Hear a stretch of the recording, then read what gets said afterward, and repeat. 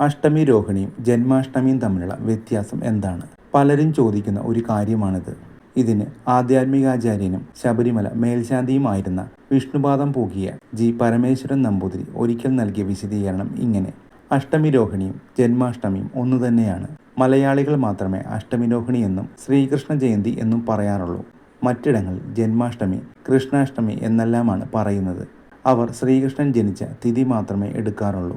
ഭദ്രപാദ മാസത്തിൽ കറുത്ത പക്ഷത്തിലെ അഷ്ടമി അർദ്ധരാത്രി സമയത്ത് വരുന്ന ദിവസമാണ് അവർ ജന്മാഷ്ടമിയായി സ്വീകരിക്കുന്നത്. എന്നാൽ മലയാളികൾ ഭഗവാന്റെ ജനനതിഥിക്കൊപ്പം ജന്മനക്ഷത്രം കൂടി പരിഗണിക്കും. അങ്ങനെ ചിങ്ങമാസത്തിൽ കറുത്തപക്ഷ അഷ്ടമി തിഥിയും രോഹിണി നക്ഷത്രവും ഒന്നിച്ചു വരുന്ന ദിവസം അർദ്ധരാത്രിയിൽ ശ്രീകൃഷ്ണാവതാര പൂജ നടത്തുന്നു.